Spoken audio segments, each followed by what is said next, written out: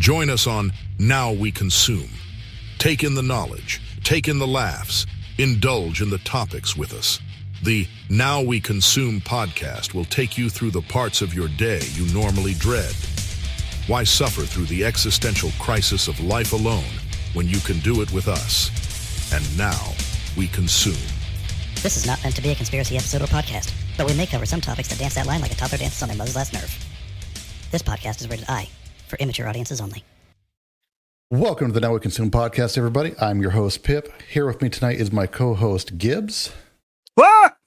Gibbles is dealing with some family stuff, so we are going to have our friend Mansley standing in for him tonight. And tonight we're going to talk about one of American history's more infamous events. June the 4th of 2004, the day of Marvin Heemeyer's infamous Killdozer incident. We all like to remember that when local government try to fuck you, you fuck them right back. Be ungovernable. He's really become a big meme over the last probably 10 years or so. He really has. But also, before we get too far into this, I would like to mention my middle son, my 14-year-old, taught me a new word this afternoon. Queef nugget. And it was used in the context of y'all are queef nuggets and you're going to get eaten. I don't know what's wrong with this generation, but I was both worried and proud of him. So I generally don't know. Nope, I'm not going to address it. Nope, I'm going to move on. I'm going to move on with my day. We're going to skip past that part. Because every question I have to ask, I don't want the answer to. So we're going to move on from that one. I got DNA test not needed with that one. No, not at all. Good Lord. You know what, though? I will say, if he ever goes in the military, he'd be an excellent drill instructor. Oh, most likely, yeah. Because he would be the guy that can come up with the best insults with a straight face. 100%, yes. So, the Killdozer. Most people are familiar with the Killdozer, but if you're not, this is going to be an episode that is a little bit different than the majority of ours.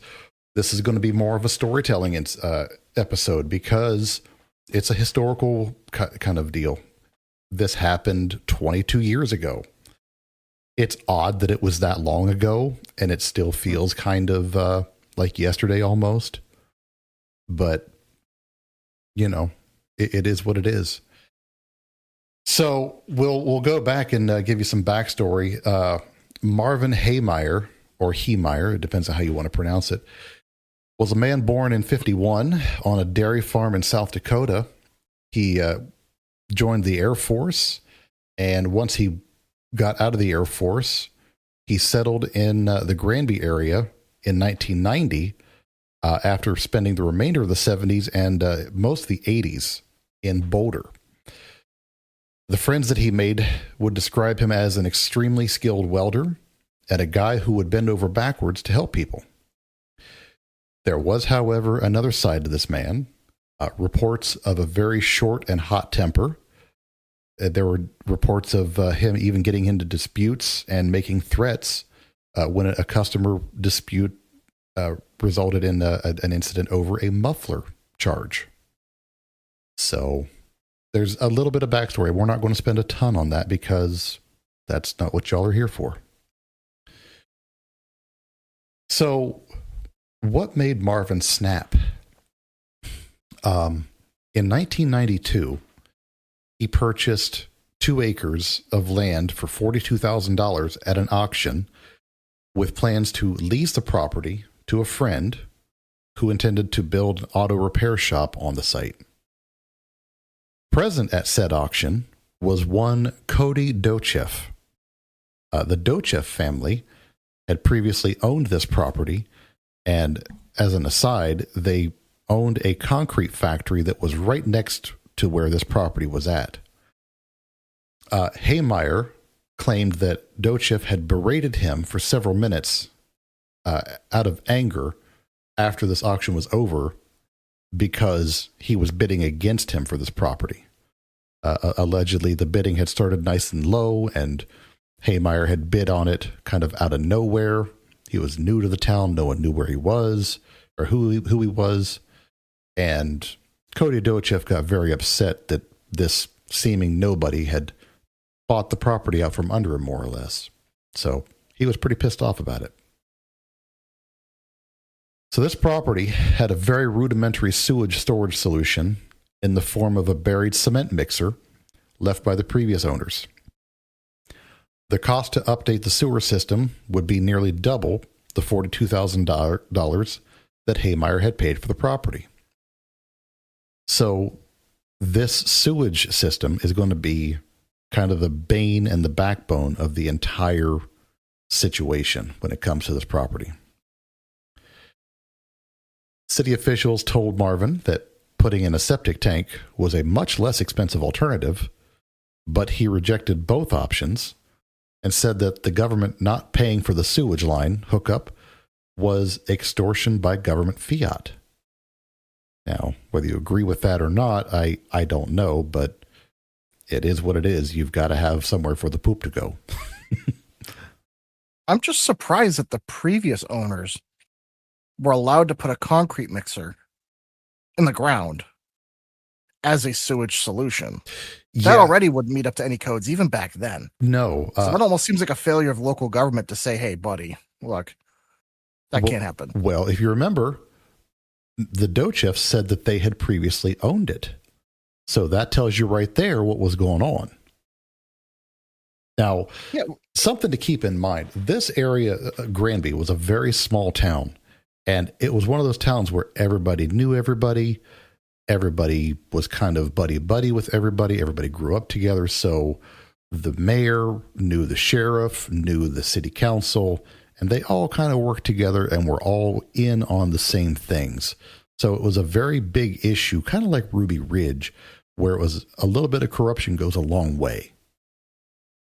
So this situation really kind of goes to show you that when a group of people who are hell-bent on really sticking to their guns for the wrong reasons, they can and will get away with it.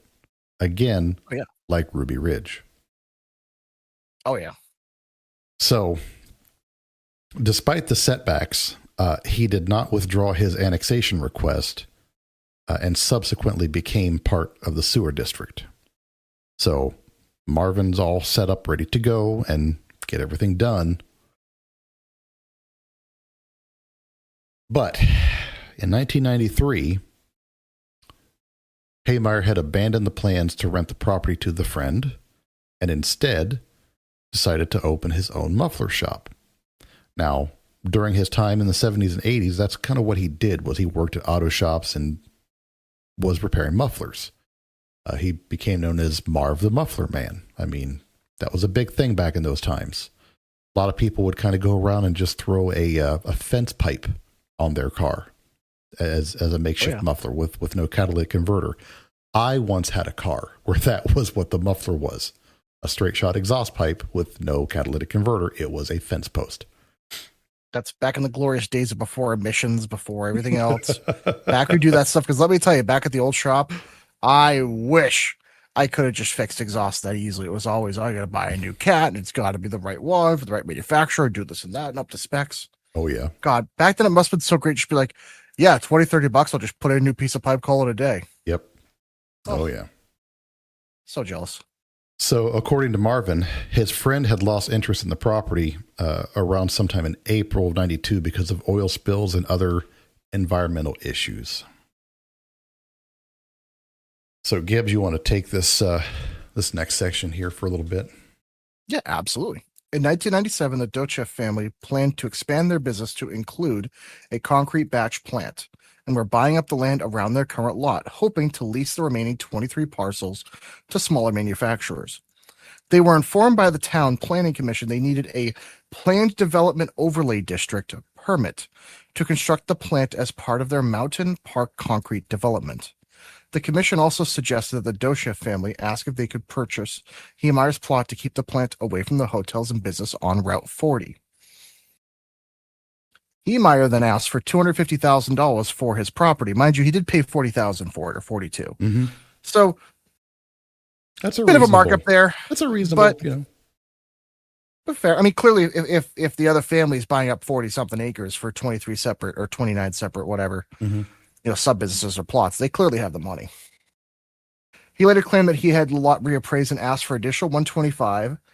All right, now you're ask a lot. The Dochefs managed to collect $350,000, but according to Susan, Heemeyer again upped his asking price, claiming he had the property reappraised again at a higher value, this time asking for $450,000. This is where I'm not saying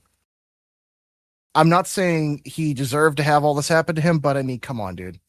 Originally it was $250,000. Now you're asking for $450,000.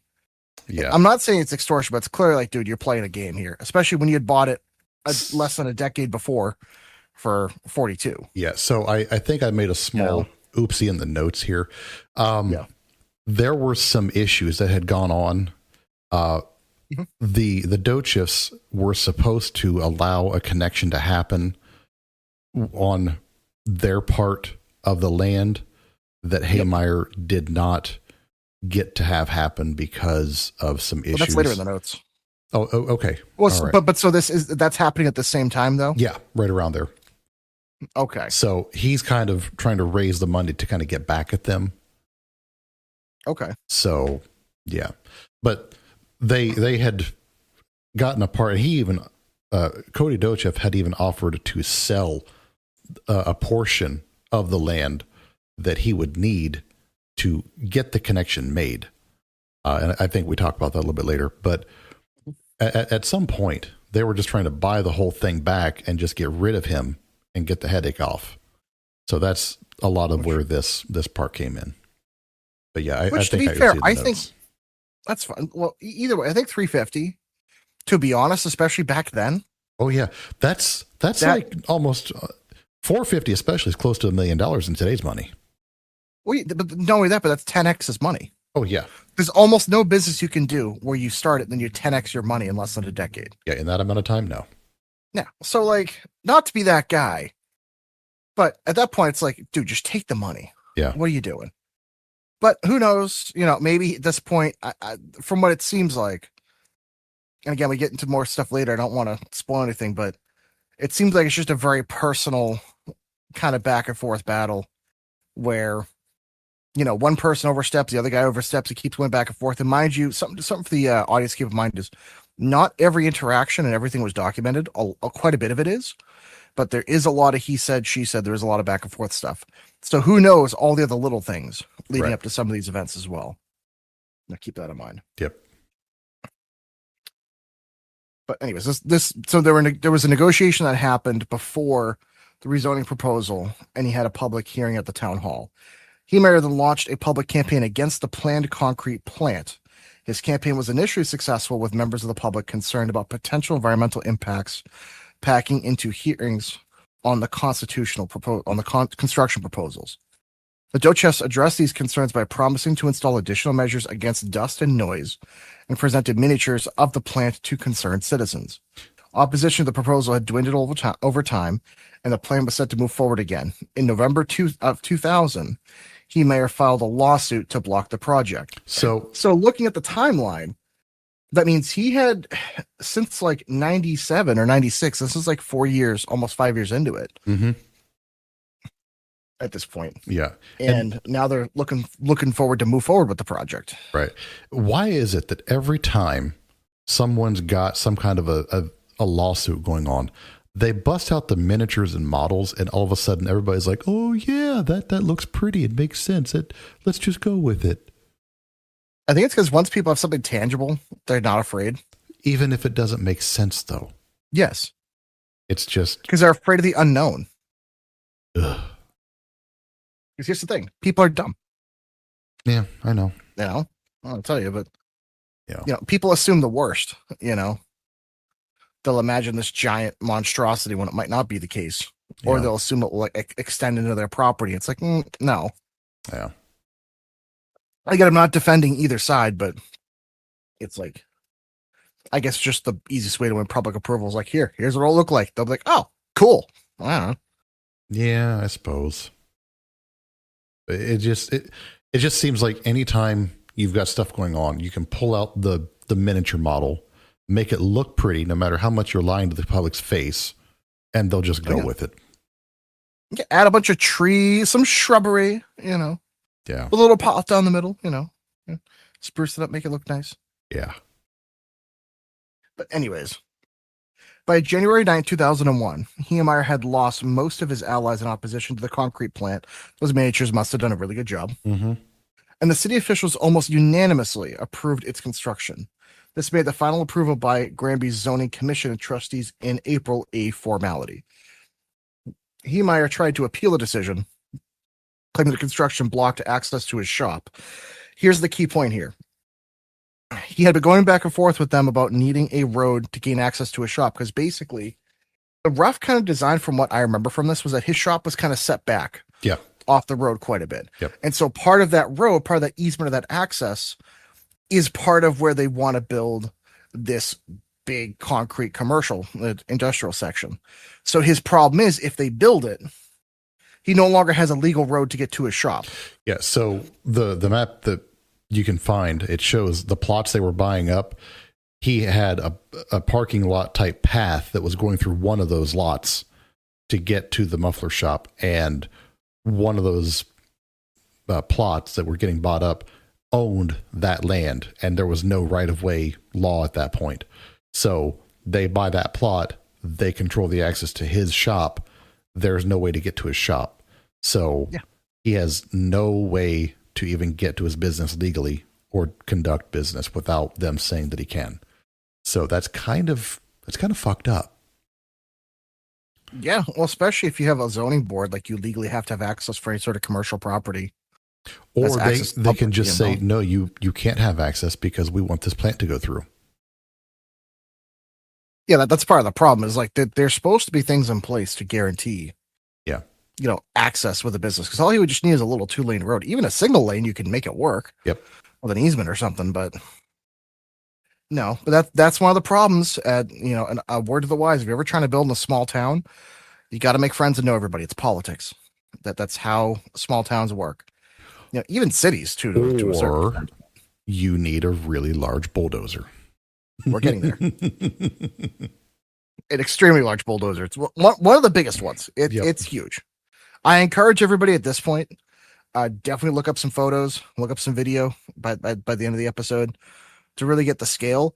Fun fact on YouTube, Whistling Diesel did make a modern recreation. He bought one. It's making like a modern recreation of it. You can see that too to get like a modern sense of scale, but it's big. It's big. Yeah. But anyways, let's see. In June 2001. Nope. So after, I skipped that one. Yep. Heemeyer tried to appeal this decision by the zoning commission, claiming the construction blocked access to his shop. He also complained to the Environmental Protection Agency. This resulted in Dochev family having a professional noise analysis done, and I'm assuming that they passed. Yeah. If that's the case. Paid off to pass. Precisely. Yes. Yeah. They got the okay. They got the stamp. In June 2001, Joe Dochev made Heemeyer an offer over the phone whereby if Heemeyer dropped the lawsuit, they would provide him with an easement to connect a sewer line to the new concrete plant free of charge. So they're willing to do the sewer line, but not the road. Right. So it's meaningless. Yeah. It's like, hey, we'll give you a sewer line. It's like, cool, but I still can't get to my own shop. Yeah. So in response to that, Marvin just hangs up the phone. Oh, yeah.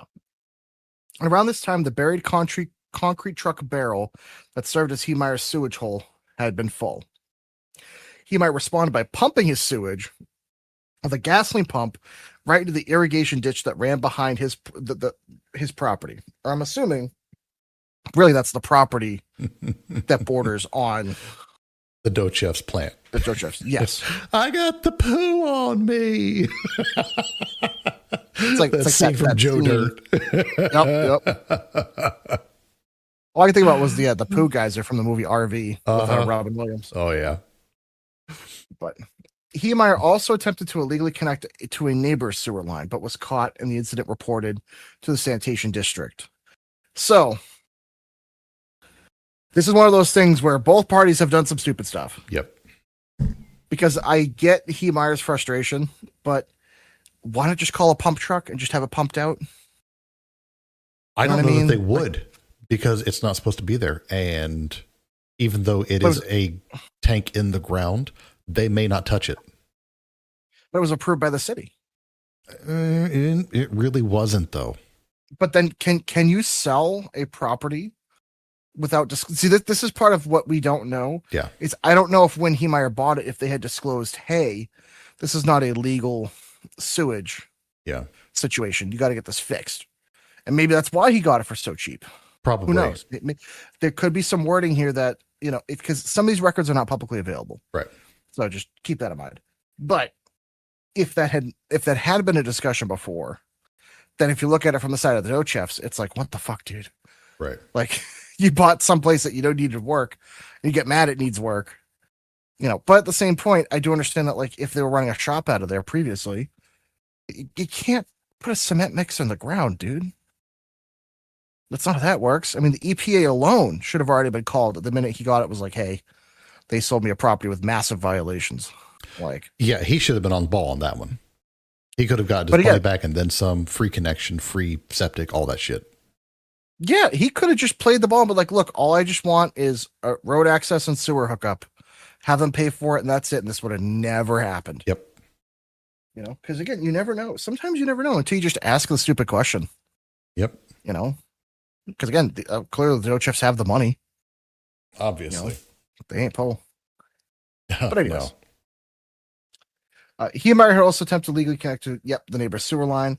He was caught, and the incident was reported to the sanitation district. At this point, the sewer district started enforcing a legal requirement to have the sewer hookup or a septic tank and fined Heemeyer $2,500 for it and several other code violations at his business. 9 years after he was... Now, this is the other thing. This all happened 9 years after he was required to have installed either a septic tank or the sewer line. So I feel like, honestly, they were being pretty fair with him either way. Like, if you had 9 years of your running a muffler shop, even while it was working, you had time to fix it. Well, but they kept kicking it back every time he tried, though. And that's the issue. They refused to give him the easement. So his only connection was on the dough chef's land. And they wouldn't budge. Okay. So even though while Heemeyer made some poor decisions, they still basically choked him out. Oh yeah, 100%. Okay. So now we're on to where decisions were made. Yep. And by decisions, I do mean a singular, very big decision. Yep. After the lawsuit against the town was dismissed in April of 2002, Heemeyer had blamed the failure on his lawyer and demanded a refund. Knowing the zoning decision was now final, he traveled to California and purchased a Komatsu D355A bulldozer. Now, something I want to bring up. I'm going to actually copy paste this because I forgot to check. Yep. You can't find these things now. They are very expensive. Also, and very rare. The thing is 50 tons. It is the weight of most World War II tanks. The big ones. It's only like 10 tons shy of a Tiger 1. Oh, it's huge. Yeah. It's big bulldozer. It's one of the biggest ones. Yep. Well, he traveled to California to purchase one at an auction for $16,000. That's nothing. That was a steal. He had originally intended to flip it. Oh yeah, he kept it outside of his business with a for sale sign on it. He was trying to sell it, but nothing happened. And mind you, that was back in April of 2002. Of 2002, yeah. So this is now several years into this whole. Yeah. Or, I'm sorry, July. It went up for sale outside of his shop in July of 2002. Oh, yep. But by October, he had announced the closure of the muffler repair business, because of the lack of an easement, because of not being able to do anything, putting almost all the inventory up for sale. When the bulldozer failed to sell, which I can't believe nobody bought that thing. Like, I know that's a good chunk of change, but like, that's a nice piece of equipment. Uh-huh. Now, this is where it gets a little weird. A little weird. Yeah. I think this is what happens when somebody just mentally just snaps. Yeah. And loses their shit. Yeah. You may take this part. Yeah, you're more than welcome to. Okay. So here we are at October of 2002. He's telling everybody the shop's closing down. He's done. He's given up. The dough chips have won. Puts all of his inventory up for sale. He's just going to cash it out, get what he can get, sail off into the sunset, right? But then there's that bulldozer. This thing did not sell. Let's look at him. He's looking at it. It's looking at him. And he sees this beam of sunlight hit it from the cloudiest of days and sees this as a sign from God to use the machine to enact his vengeance upon the town of Granby. Now, he ends up selling the property for $400,000 and just he gets that almost 10x he was after. Which is crazy. Yeah. Now, here's the funny part. He sold it to a waste disposal company. So, Which I as soon as that happened, I was like, what the fuck? Are you kidding me? Right. It must be, I bet you it's a company that they had known that had the dough chips. Everybody knew everybody. So, yeah. So he sold it to them in October of 2003. And he was able to talk them into a lease for half of the building that was still there because he had some work to finish up. Within a day of the purchase closing, the new owners had completed water and sewage connections to the city with no issues. Man, that's how you know this was personal. That's exactly how you know. So he puts up a wall to separate the space that he's leasing from the rest of the building, changed out the locks, and nobody could see into that half of the building. He brings the bulldozer inside and starts to illegally modify the thing. He also put some living quarters in there, which he was not supposed to do. It was not designated as a space for living area, but whatever.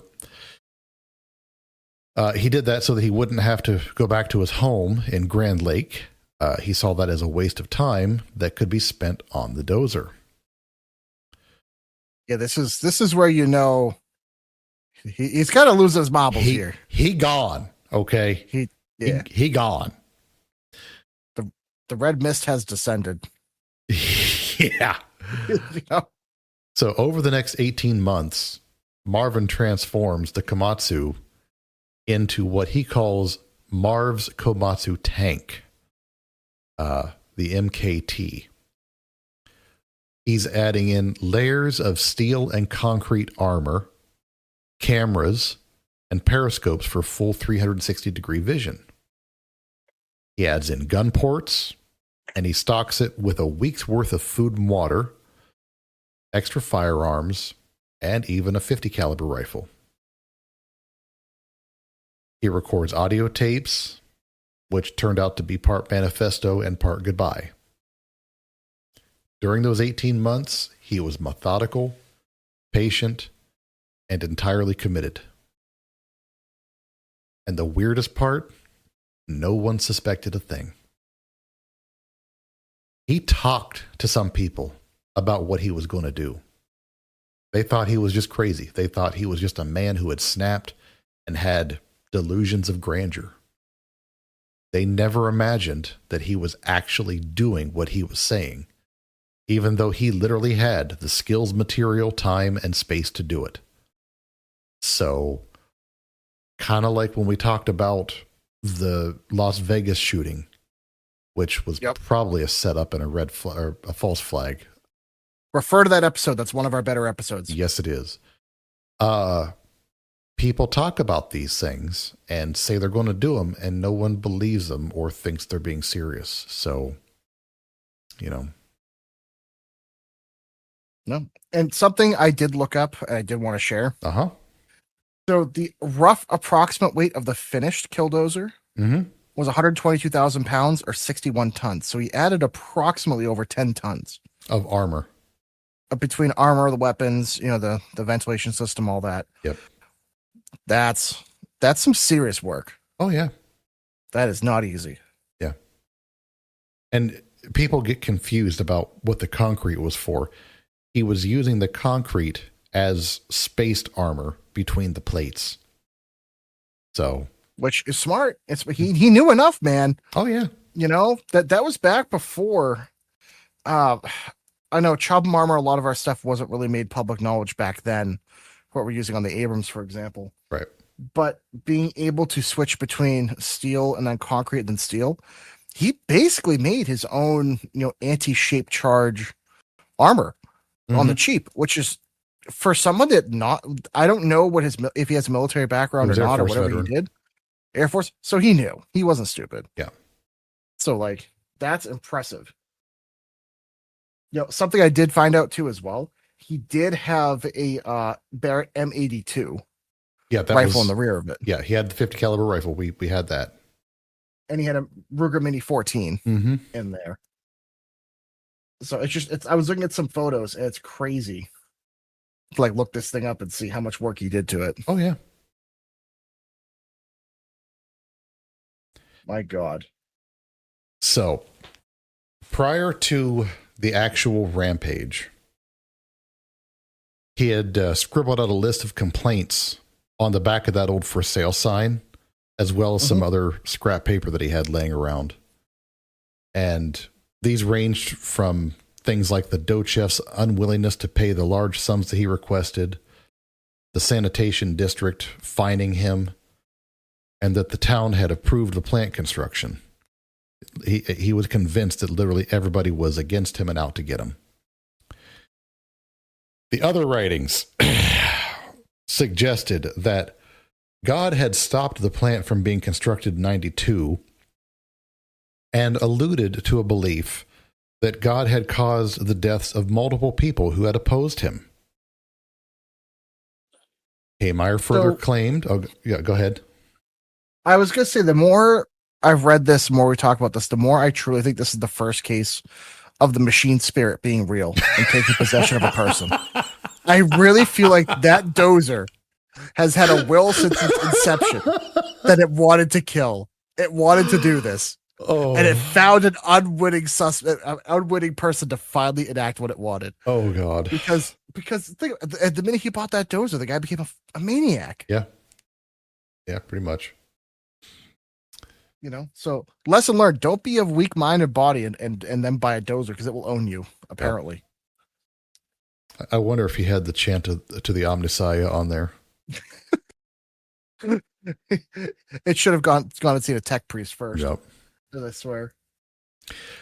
So Heemeyer further claimed that I was always willing to be reasonable until I had to be unreasonable, adding that sometimes reasonable men must do unreasonable things.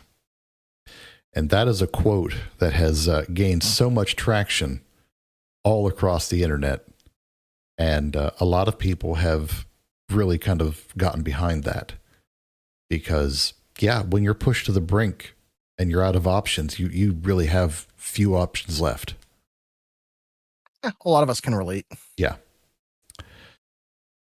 In addition to those writings, Heemeyer recorded 3 audio tapes explaining his motivation for the upcoming attack. The tapes contained 2 separate recordings on each side for a total of 6 recordings, and he mailed these to his brother in South Dakota shortly before stepping into the dozer. His brother turned the tapes over to the FBI, who in turn sent them to the Grand County Sheriff's Department. It's about 2.5 hours worth of audio. The first recording was made on April 13th of 2004, and the last one was made on May 22nd, just 13 days before the attack. An excerpt from one of the recordings reads, "God built me for this job. It was God's plan that I not be married or have a family so that I could be in a position to carry out this attack. I think God will bless me to get the machine done, drive it, and do the stuff that I have to do, he says. God bless me in advance for the task that I am about to undertake. It is my duty. God has asked me to do this. It's a cross that I am going to carry, and I'm carrying it in his name. Crazy. You know, that sounds like machine spirit talk to me, just saying. It absolutely does. I am not a religious person. I think that people who undertake religious followings, you know, that's great that they have that crutch to lean on. But when people get into this level of, you know, the Lord is doing and acting through me kind of speak, they're off the rocker. It's fucking beans. So it's just plain fanaticism. Yeah. Well, it really is, you know. It's beyond belief. Literally. It's past that point of, you know, doing something to better yourself. It's you're a crazy person if you're doing something like this. Yeah. You know, which again, I understand why he's doing it.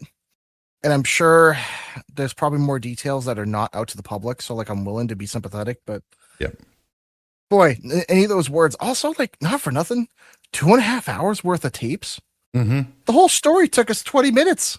Like, there's a lot of personal stuff in there. It's like, dude, what were you ranting on about for 2.5, 3 hours? Yeah. Jesus. Yep. Crazy. Yeah. So that kind of brings us up to the morning of June 4th. He, you know, I would assume he shits, showers, shaves, and gets his last meal in. I would hope he's emphasis on the shit, because he did not have a toilet there. Emphasis on that one. That's the. Well, I would think he did, because he had a week's worth of food, so he probably had a bucket or something ready. Yeah, but the problem is you're stuck inside with the smelly coffin. Who cares? Like he had a gas mask too. There was a gas mask. Why do I just think the most terrifying thing would be a naked man wearing a gas mask, just covered in his own feces? You open up the top of it, and that's what you see. I'm sorry. That is beyond dystopian. That is. Oh, that just gave me the greatest image. With a welding apron. Yep, with a welding apron, get Mansley in there to do, you know. Oh man. And some Crocs. Yep. Oh, so yeah, that's going to stay there. So that brings us up to the morning. He loads himself into the cockpit, uses the overhead crane to lower the reinforced cabin section onto the dozer, and seals himself inside for good. From that point forward, he knew there was no turning back, as he'd never included a way to leave the dozer after he was sealed in. He had essentially made a coffin with an engine. I really feel like that's a very solemn moment for him to experience when he got that thing locked into place, and just that kind of like, fuck, this is it. You know? For those that know Warhammer, he became the first dreadnought. I knew you were going to bring up that reference. Yep. So he's the first. He was the first. Heemeyer, first dread. Yep. He was number one. We have to make a Heemeyer dreadnought now for Warhammer players. Schmitty, Warben, Jaegerman, Heemeyer. You know. So after he's all sealed in, snuggled into a seat and ready to go, he gets his startup checks all done, and then he bursts out the side of the building that he had been calling home and once worked from. His first stop, right next door, Mountain Park Concrete, owned by the Dochefs. You can take this part. Yeah, absolutely. So he smashes through the plant. Cody Dochef attempts to fire a sidearm at the dozer, as he initially believed the dozer was remote controlled, to no avail, obviously. He tried to climb the dozer to gain access to the control cabin, allegedly finding the exterior to have been coated with axle grease. Which, by the way, for anybody that's not messed with axle grease, this guy's an asshole for doing that. Like that's a lot of effort, and that's a lot of time. That's hilarious. You got to give it to him, though. He had countermeasures on countermeasures. dude, he's the most committed man. Like that's the thing, is this guy spent 18 months, just figuring this out. And by the way, I'm very surprised during those 18 months that nobody, not even the police department, he was surprised. Nobody checked in on this guy. Yeah. Because anyways, I just think it's funny. He then grabs a front end loader to fight back, which, let's stop and think about this for a second. For anybody that knows anything about physics, a front end loader, maybe 10 tons at the max, maybe 20 tons, a really big one. The Komatsu unmodified weighs 50 and it has big ass tracks. It's literally big enough to move tanks around. You think a front end loader is going to do anything to this? I mean, and you're at a moment of desperation. I mean, you're going to do anything. Dude, you brought a Pez dispenser to a katana fight. Like, you're not going to do anything. That's like, I appreciate the effort, but now he just destroys another piece of equipment effectively. Marvin rams the loader and then later fires shots at the loader. Cody and another employee try ramming the treads with a large piece of steel. Again, there's not much you could put in there to stop those treads, especially if you look at some of the photos of it. I mean, he covers up a part of the track, not all of it, but it does cover up a part of it. But the thing is, with the way that track is designed, it's designed to break rocks and whatnot that get into it. So it would not surprise me if even stray bits of steel wouldn't really do anything. None of that. No. The Killdozer does. I can't English. The Killdozer. Killdozer does not hesitate and crumbles it like a toy. Law enforcement arrives quickly. Deputies and state troopers open fire hundreds of rounds, even explosives. Nothing penetrates the armor. Marvin fires back through gun ports and even charges their positions. One trooper barely escapes being crushed. And again, I don't blame them for firing, but for anyone that looks up the photos, I mean, it's thick steel with concrete. There's no sidearm that you're carrying that's going to get through that. I mean, maybe if you get 50 BMG through the same spot several times, but even then, I highly doubt it. Right. And I would also like to point out, he had 3 inches of ballistic polycarbonate over cameras. So, and he had like an air system to blow off dust to keep the lenses cleared. So he thought shit out. He wasn't going to be stopped by like a little bit of dust or like not being able to see. So it was really a matter of they had to wait till he was done at that point. That was the mindset, at least. I mean, the only way they could have got him is if they had some sort of C4 even tannerite to knock the track off. I don't think even that would have worked. Because he had cameras all around. He would have seen them coming. He had the gun ports. I mean, anyone trying to run up on him. This is why you use the old World War II method. If you get the sticky bomb, the steel hand grenade. Yeah, exactly. The old Saving Private Ryan. Yep. But I know local law enforcement. It's not like they carry explosives, and it's not even a teenager sock.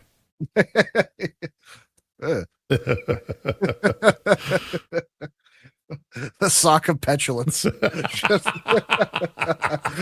the Nurgle sock. Anyways.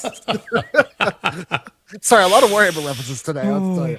But I know local law enforcement, like, they wouldn't carry something to deal with this, especially like a local town like that. God, no. I mean, a lot of state law enforcement wouldn't even have it. No. They'd have to go like National Guard. Yeah, even then, I don't know if they'd have it. We'll get into that here in just a second. Exactly. So, but anyways, yeah, I continue going. Okay. I'll take the one after this. Okay, cool. He methodically hits his targets, starts at the town hall, then the former mayor's house, the local newspaper office, which had criticized him publicly, and other buildings tied to his grievances. There were 13 structures total, many occupied until minutes or even seconds before the business district of the town is destroyed. Completely. So, for 2 hours and 7 minutes, the Killdozer dominates Granby. The cops are helpless. And during this time, the then governor, Bill Owens, was being fed information and was weighing his options.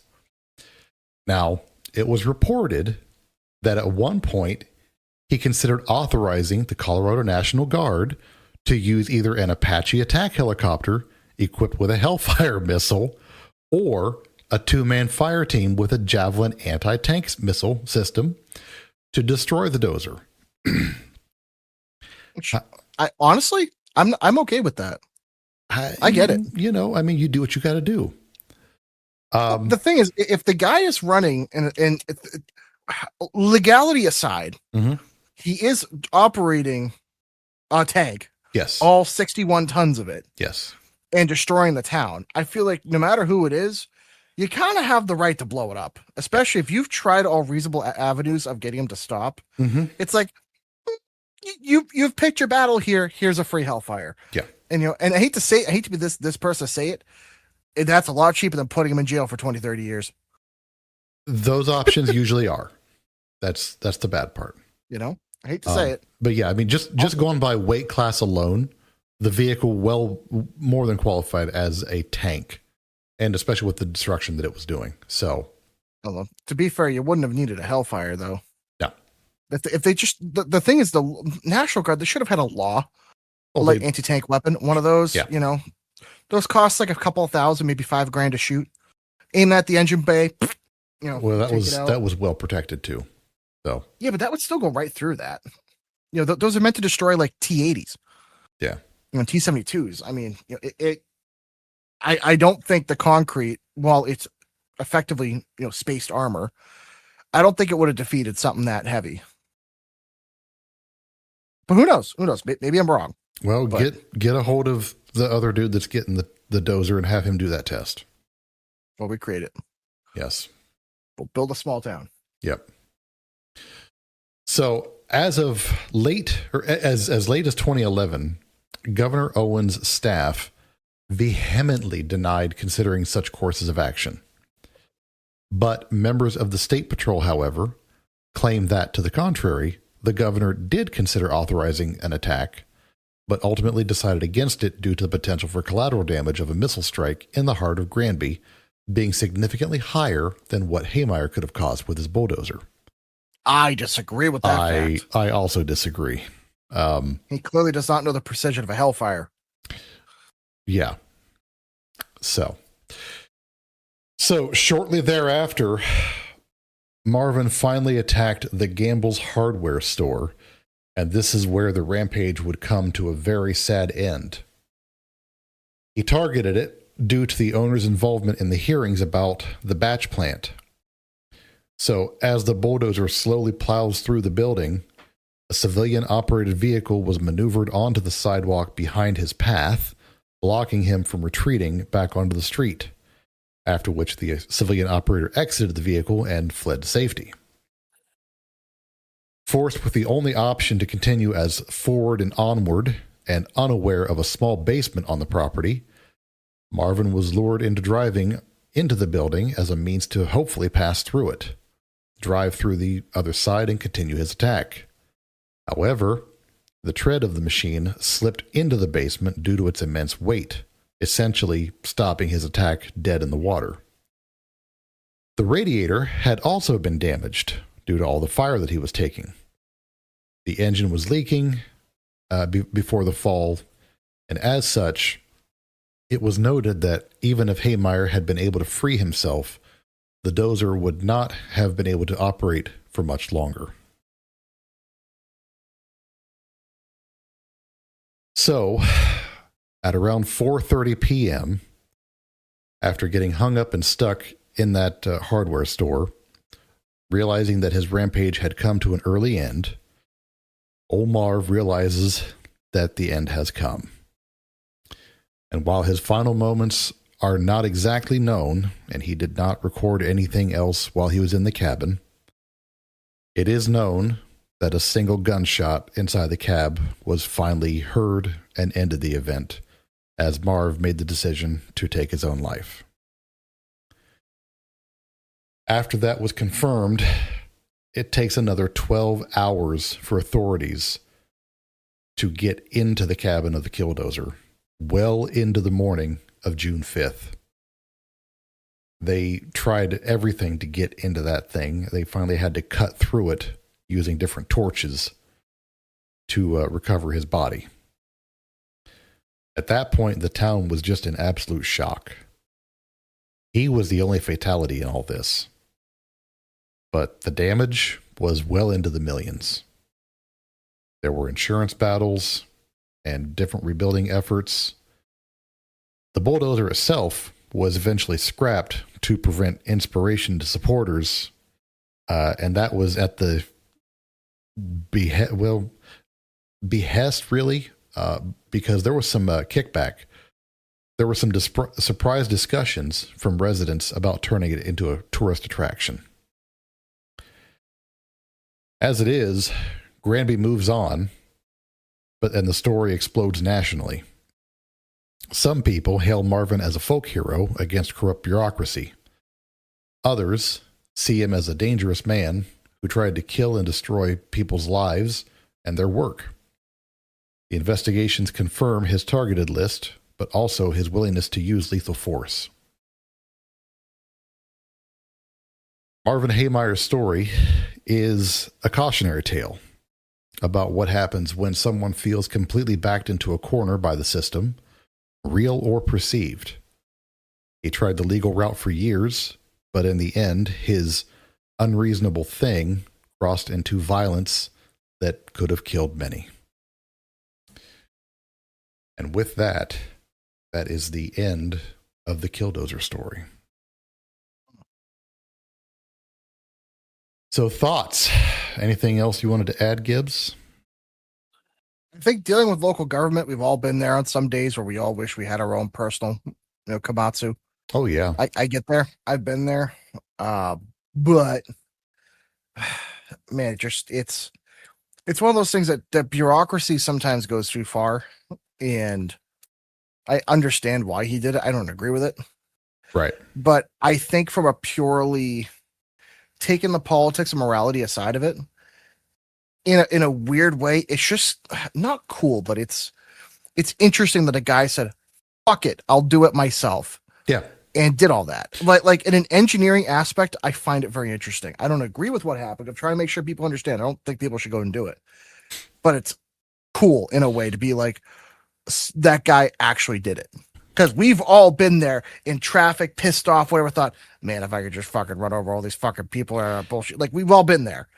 But the guy spent 18 months, what I usually experience in like 9 to 15 seconds. And then I go, okay, this guy said, I'm going to live that for the next 18 to 20 months. Right. And do that. And it's like, yeesh, like it's crazy.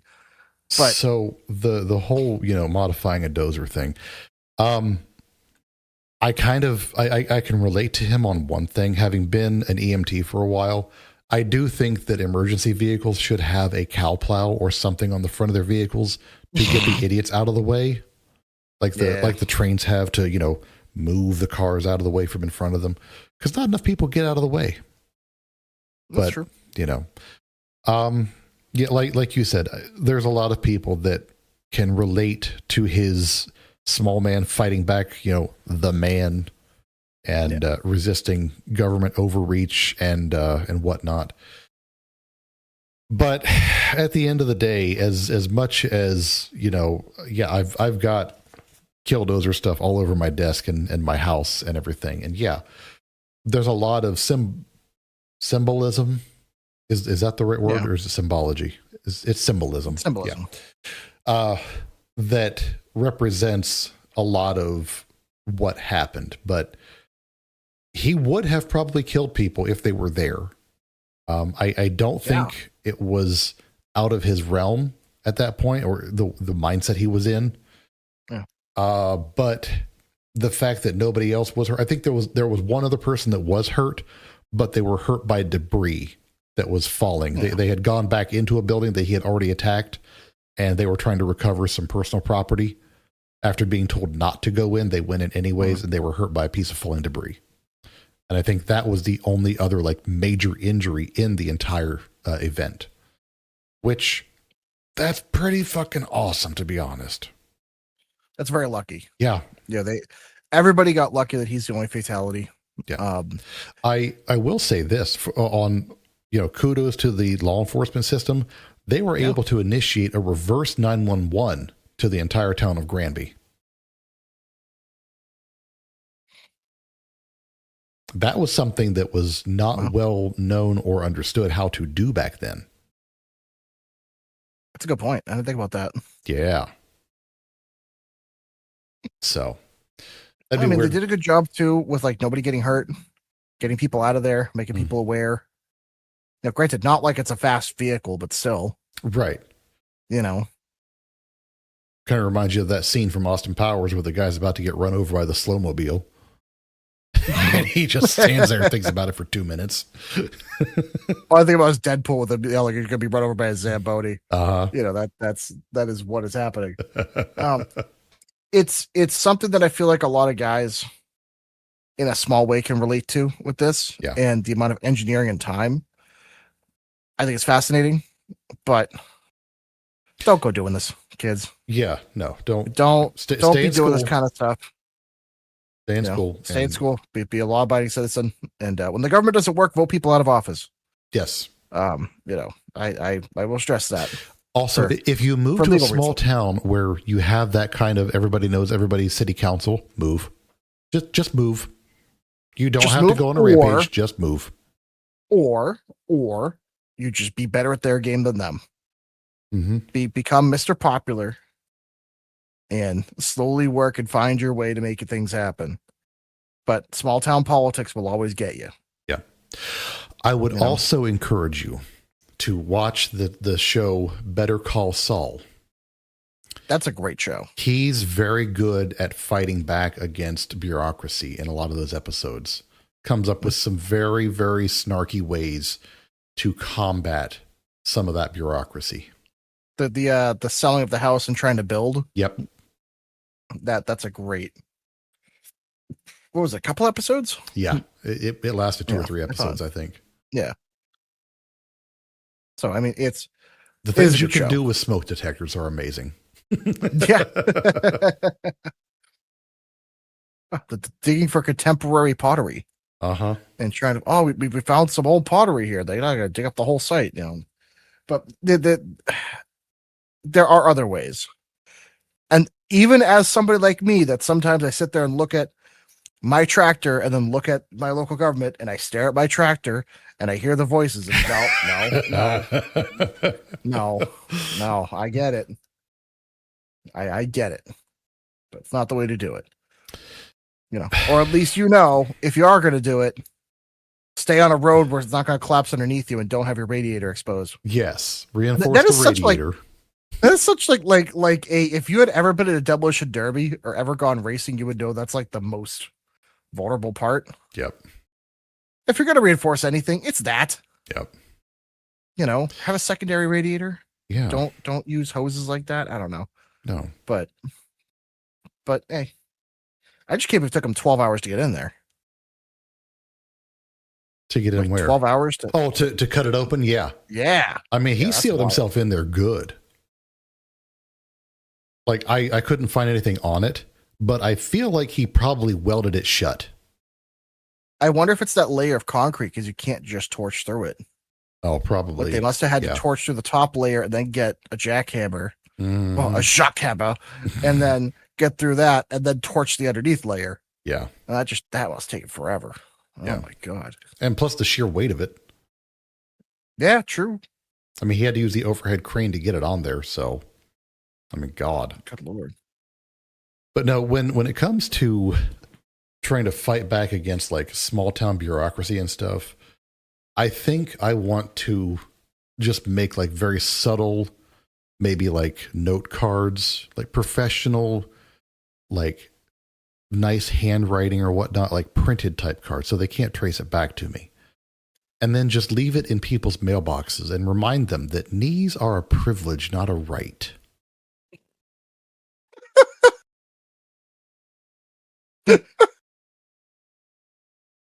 Yeah, I can relate. I think that would drive the point home well enough, you know?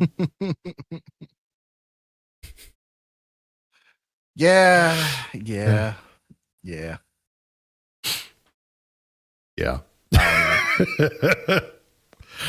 Anyways, hey, live shows coming up here in a couple months, and you can come and hang out with us and throw shit at us while we're on stage and then come and talk to us afterwards. And we'll put stuff down your pants in response. Maybe give us a hand. No. That's how you catch a charge. Yeah. See, Let's say catch a piss. What we're going to do is we're going to have a mat at the top of the stairs. It says beyond this point, it's consensual. We got them. Fair. Yep. We'll have to bring that as a flag. I need it for my front door. A banner. Yeah, well, you need several of them for your house. Oh, shit. Oh, man. But, so live show's coming up. Yeah. Next week, we hope we have Gibbles back. Anything else of note? No, just, follow us on social media, on all the places between Twitch, YouTube, TikTok, Instagram. Oh, I forgot we have a TikTok. Facebook. I don't do TikTok. I really don't that much either. I got to start doing that again. Well, yeah. Life has been lifing, and we're trying to establish a social media schedule. But it's a whole nother thing. Yeah. We're working on it. It's on the to-do list. Yeah. And also, we apologize about our videos suddenly stopped showing up on YouTube. That's just a symptom of we're all busy adults, and not all of us have the time to do the videos at this point anymore. So we're going to try to get back onto them if we can, but if they're not there, we're sorry, but you've still at least got the audio. The Twitch streams do stay up for a week. So if you want to pop over to Twitch and watch it there, you can do that. So that's a thing. Oh yeah. Until we can at least hit our 50 sub count or 50 followers. We're at 21 on Twitch. Yeah. So if you want to come over to Twitch and follow us there and help us get to our follower count, that would be awesome. At some point we'll have the videos again. It's just we can't make life more be life time for all three of it. Yeah. Unfortunately, no. But with my new job, hopefully starting soon with the new work schedule, I'll have 3 days off a week. Hell yeah. So that will make a big difference. Yes. And that's working 4/10s. Oh yeah. It's glorious schedule. Yes. So kind of sucks I have a mandatory Saturday work day, but that's it is what it is. You take what you can get. Yeah. At least it's not OnlyFans and you're not in a baby pool full of mayonnaise, right? Yeah, I know that would be the low point in my life. That would be I'd be sitting there disgusted looking at a jar of mayonnaise going, wow, this is it. Yep. That's the problem that not even drugs could solve. You'd probably take the drugs over the mayonnaise pool. Honestly, kind of, because mayonnaise is there. I mean, that's kind of bad. I mean, oh man. Shit.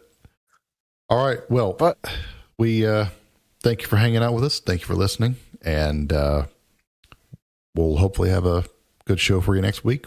We'll see you then, and we love y'all. Bye. Bye.